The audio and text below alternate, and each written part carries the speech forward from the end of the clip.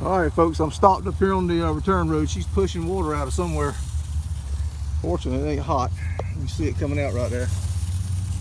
Let me raise the hood here and see what's going on.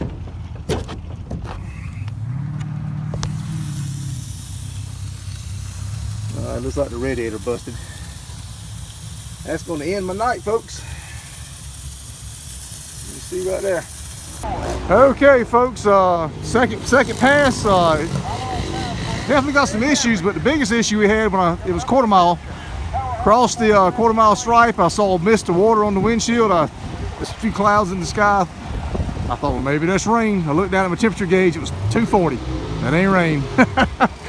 Made the curve around to the return road. As soon as I made the curve around to the return road, it dumped water all over the windshield. I looked at the temperature gauge the second time, just 3 or 4 seconds later, you know, and it was pegged. As soon as I got around the curve, I shut the engine off, coasted to a stop, went and got my truck, loaded her up, and it's spitting water out of one of the cores, one of the flues in the radiator. So some guys speculated I forgot to cut the water pump on. I don't think so. When I was waiting to go out on the track to do my burnout, it was already 180 and climbing, so there was something was wrong then. I should have known something was wrong. This car should have stayed at 180. I got a carburetor ball I got to work out, and there's a little handling issue. The same crap I dealt with last time, so we got to figure out what went wrong. I thought I had that stuff fixed. Anyway, I'll put a radiator in. The damn car pulls like a freight train. It pulls strong. All right, folks, we're gonna go watch some racing. All right, guys, Furious is back in the shop, unfortunately. I hate it, but yeah, she busted the radiator. Somewhere down in there. Now I'm just gonna go ahead and put an aluminum radiator in it. The custom correct fit radiators for this car are outrageous, so I'm going to just put an aluminum radiator, so a universal aluminum radiator in it. I just got to get my measurements here, but oh well, that's what I'll be doing. I'll be taking this off and taking this radiator out rather.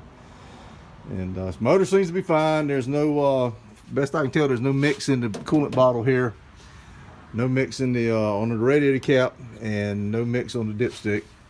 That's why I run a dipstick, guys. I like my dipsticks, but car engine seems to be fine, so I don't think I heard anything. For whatever reason, the radiator just failed. I don't know why, but anyway, we'll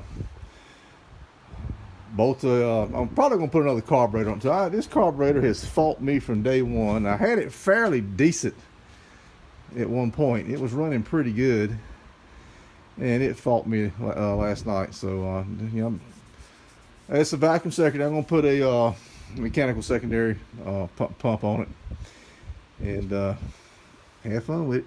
All right, later. All right, folks. Radiator's out, coolant's drained. Let me look at this coolant. Oh, hold on a second. I should have had this ready for you. That looks pretty. It's got a little antifreeze in it. Didn't completely drain the antifreeze out, but I was running straight water in it. It was probably a little antifreeze in the block still. No sign of any oil though. I use this pan to change oil with also, so you do see a little bit of it. That's all that is. There's no oil mix.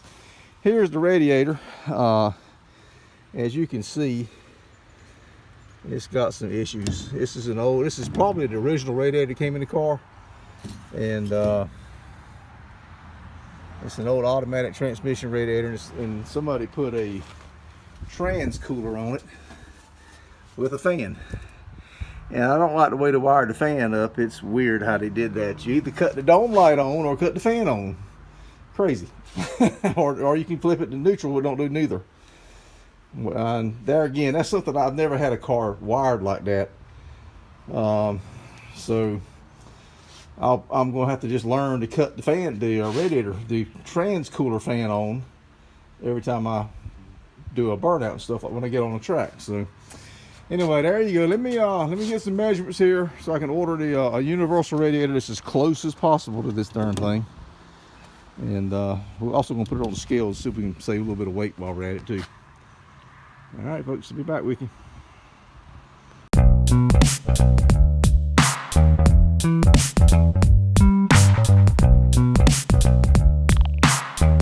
Peace.